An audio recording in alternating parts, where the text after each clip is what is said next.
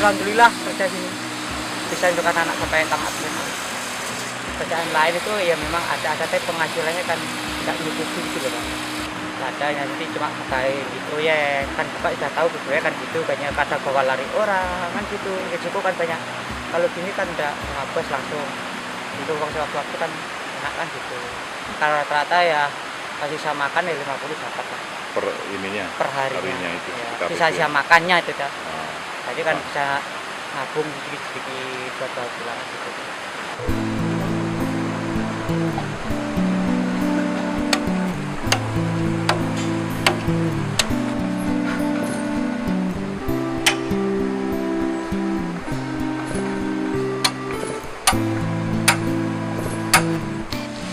Kalau prosesnya nih, kalau pertama kali kita bongkar berapa aro kita perlukan,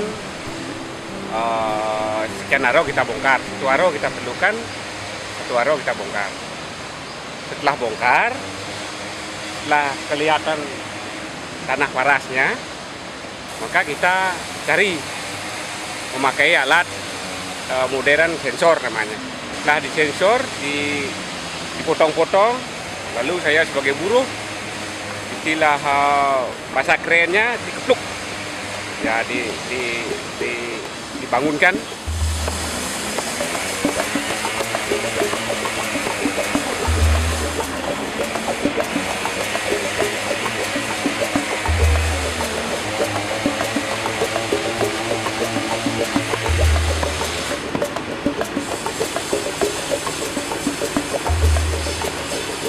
Setelah dibangunkan, dikumpulkan bangunnya. Setelah dikumpulkan bangunnya, didompeng. Yang pakai alat besar tuh, ya gaji besar tuh.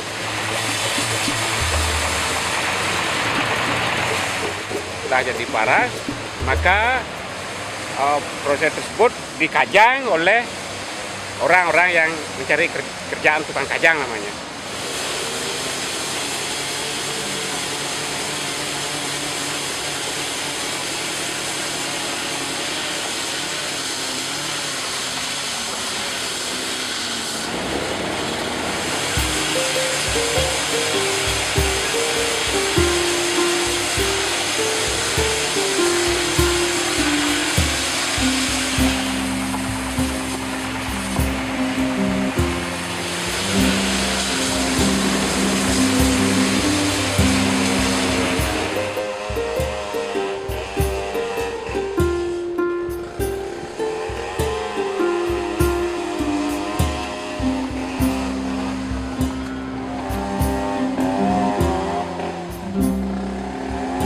Setelah itu ditaruh di tempat yang dekat dengan jalan besar supaya mudah mobilnya diangkut. Dibeli oleh si pembeli untuk setel Bali, untuk pakai puro, untuk tempelan setel Bali di rumah-rumah itu karena para dibeli di sini gitu. Karena tahan lama gitu lah. Karena sampai 40 tahunan lamanya gitu. Lama bangunannya gitu. Itu proses yang telah saya ketahui gitu lah.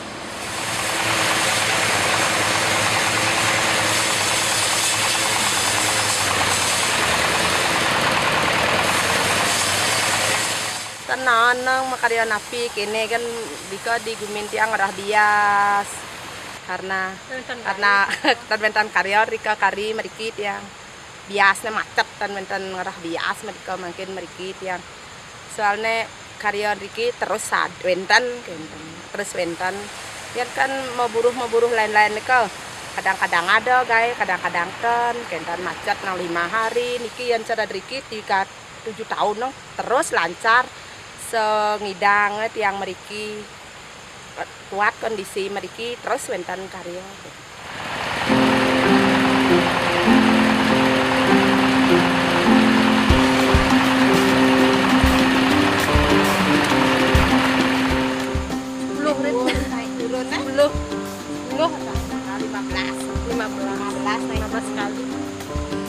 Kalau paras yang panjang itu 5, kadang 4 gitu kan, kadang ada yang agak berat, ada yang ringan. sekarang kadang-kadang ya 35, 40 gitu. Cuma gitu aja kekuatannya. Ya biasa aja Pak, memang keadaan nggak ada yang saya bisa ya gini. Pernah jualan, terus jualan gorengan itu 1 bulan udah digusur sama yang punya tanah, terus kembali lagi diparas.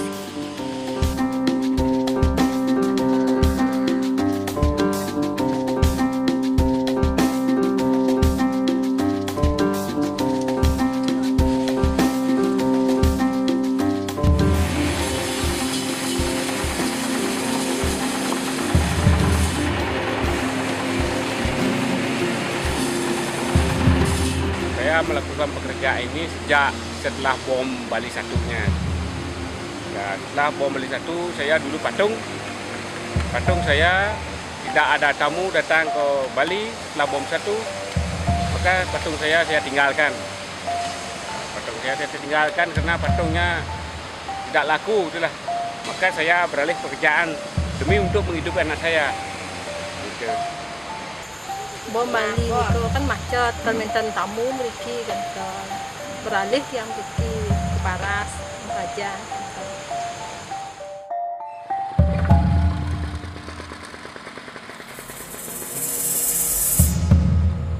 Kadang-kadang bukan lagi samanya Bali, tukang kajang.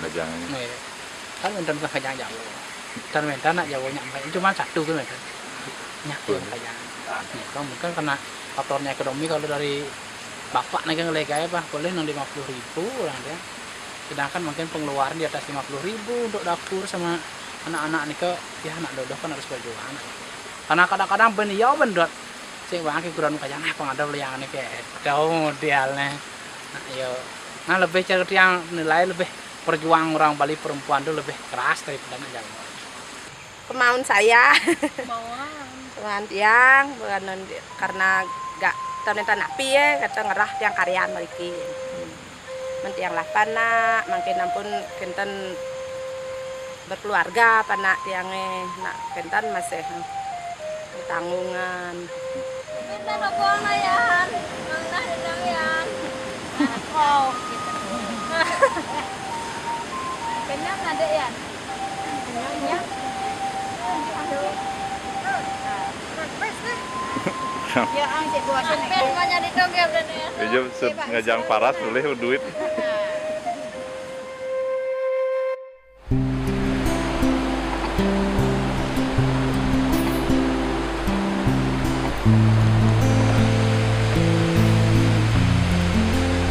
Begini, sebenarnya paras nikah dengan ya. Sebenarnya sebelumnya benten jalan. Karena jalan itu mulai tahun 2002. Karena benten jalan, adosnya sana mau duit abing, yang punya abing nih kok ingin uang, kan ingin uang, mau ingin uang, jadi orang-orang menginginkan pada memerlukan nih kalau adosnya, sami pada adung. Harus benai pun dikontrakkan kan Anton ya. Nah dikontrakkan raus makin. Kebanyakan iki para seni rauh cuman saking dangin tukad belah batuk dan buruan. Niko nih medui para sakit menek kau.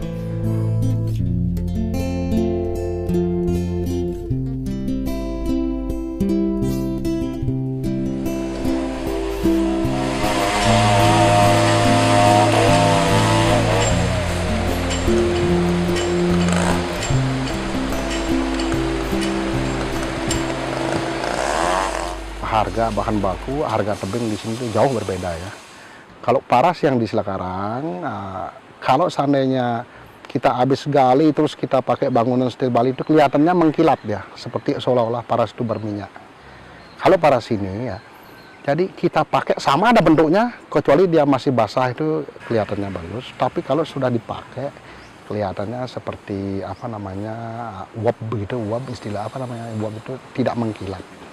Kalau di paras yang ada yang di Tukat Wos ya, yang lokasinya di Selekarang ya, jadi yang di sana 1 aro itu ya sekarang ya 150 juta per aro kontrak ya. Kalau di sini sekarang yang saya dengar kan baru mencapai 30 juta.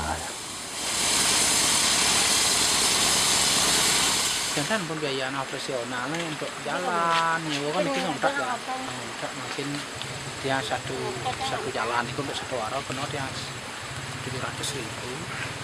Kali Pangkelu kan berarti 2.100.000. Jaganya ya jaga. Buat niki yang kenal masih itu 1 tahun ke 500. Untuk 1 tahun yang parah.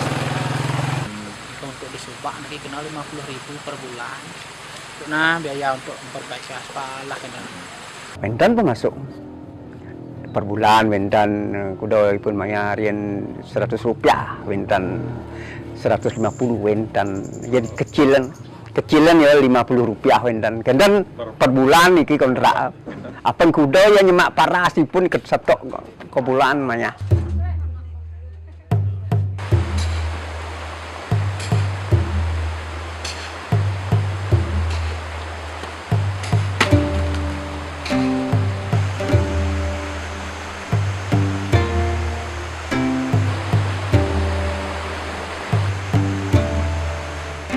Resikonya memang tinggi, resikonya luar biasa, apalagi musim hujan, apalagi banjir sungai ini dah, yang kena uruk gitu toh. Ada, kalau saya sendiri barusan kena mesin Pak, baru kena mesin ada, ini dah luar biasa. Barusan sembuh Pak.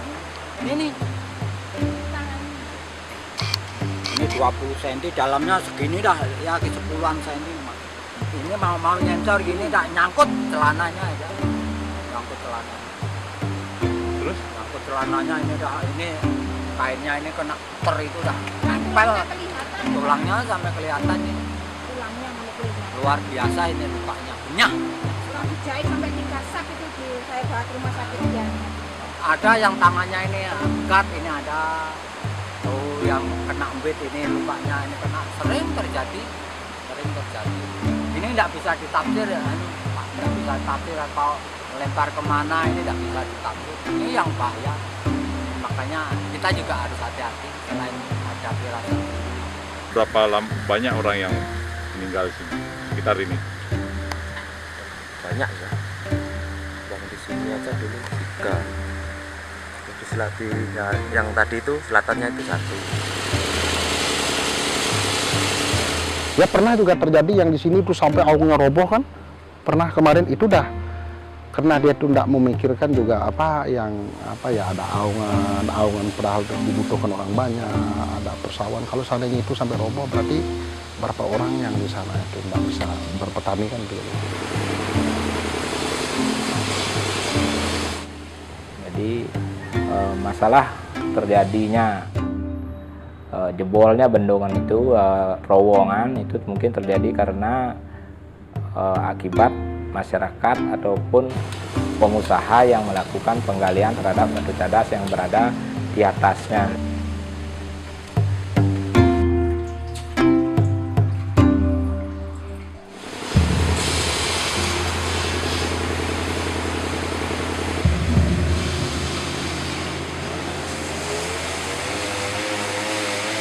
Nah inilah yang kita tidak bisa arahkan kepada masyarakat untuk tidak mengontrakkan tanahnya kepada para penambang itu sendiri, karena pada intinya tanah di sekitar itu mungkin bagi masyarakat tidak ada manfaat karena tanah itu terjal kemudian tidak bisa ditanami, sehingga untuk menambah penghasilan dan kebutuhannya maka tanah tersebut dikontrakkan, dan akhirnya setelah akhir kontrak ya tanahnya itu otomatis hilang karena sudah menjadi sungai gitu.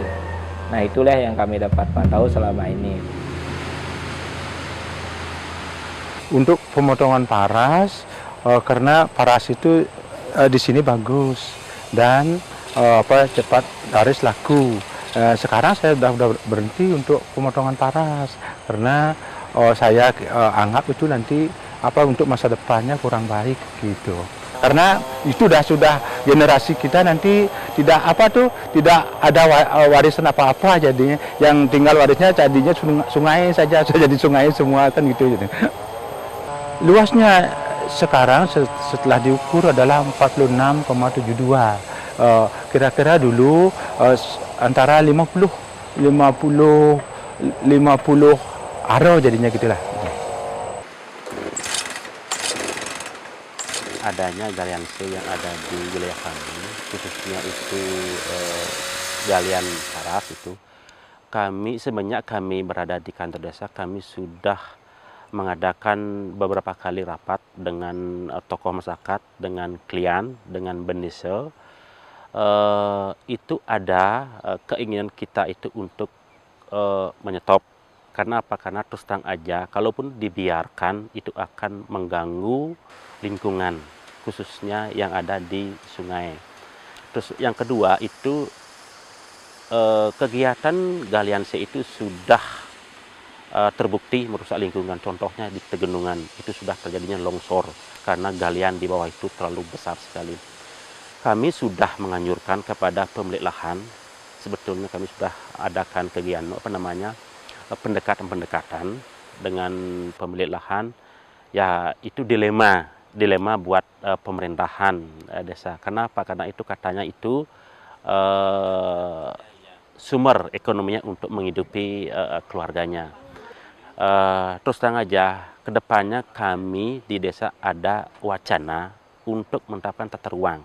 Mudah-mudahan di tahun 2013 sesuai dengan program yang kita cantumkan di RPJMDes itu, tahun 2013 ini kita rencana untuk menata kembali tata ruang yang ada di Kemenuh.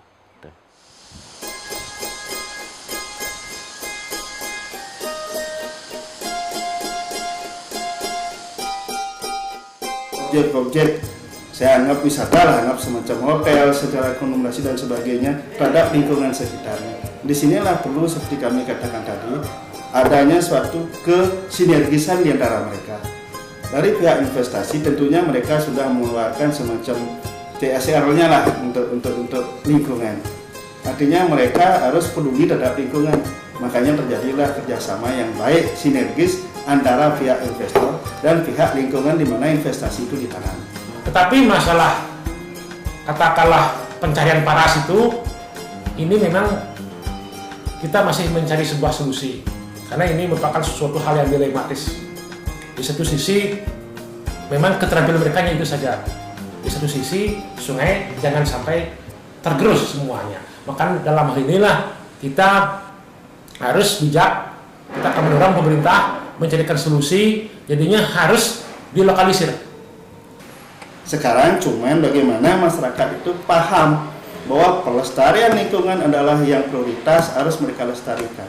Untuk mereka sekarang termasuk anak cucu mereka nanti, biar mereka tidak tergerus oleh alam yang mereka eksploitasi yang secara berlebihan.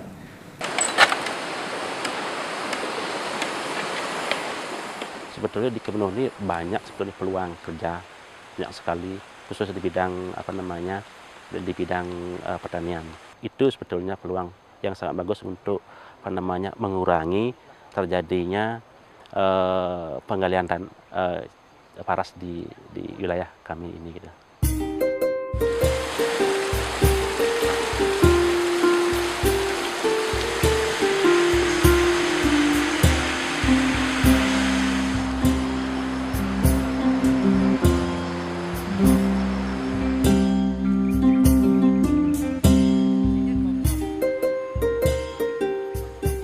Sebelum saya terjun ke dunia pertanian ini, saya pernah bekerja sebagai pematung.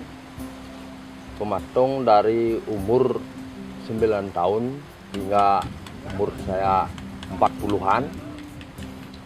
Sudah itu saya, begitu ada bom, tidak akan menunjang kehidupan saya sebagai pematung. Itu saya terjun sebagai pengangkut gini paras. Pernah 1 tahun, sudah tidak kuat untuk menopang badan saya sebagai pengangkut itu. Saya lari ke dunia pertanian dan sudah 1 tahun saya terjun di dalam pertanian organik ini, sangat senang dan hasilnya mengembirakan gitu. Dampak secara ekonominya lebih menunjang di bidang pertanian, bisa menyekolahkan anak.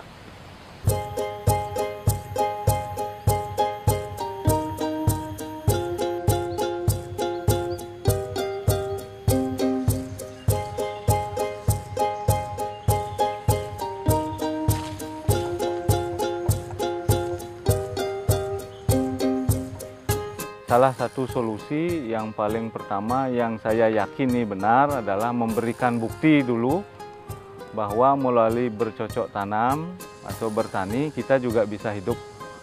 Sebelum bukti bisa kita berikan, kita akan susah sekali meyakinkan orang tanpa bukti, kan begitu. Tantangan awalnya adalah bagaimana meyakinkan diri kita semua, sebenarnya termasuk saya, bahwa lahan ini bisa produktif jika dikelola dengan baik. Lebih dari setahun itu butuh waktu menyesuaikan diri. Bukan hanya bermain sambil bekerja gitu, tetapi bekerja beneran gitu di pertanian.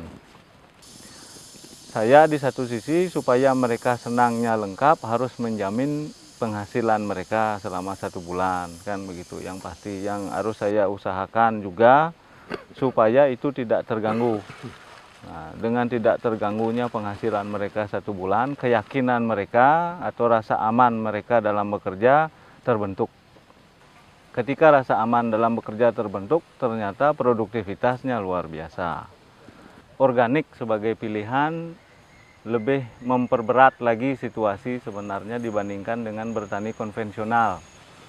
Karena jumlah pekerjaan dan jenis pekerjaan menjadi lebih banyak daripada bertani konvensional yang kita ketahui sampai saat ini. Bayangan kedepannya ya seperti nama saya harus kuat seperti karang itulah. Saya harus berhasil gitu.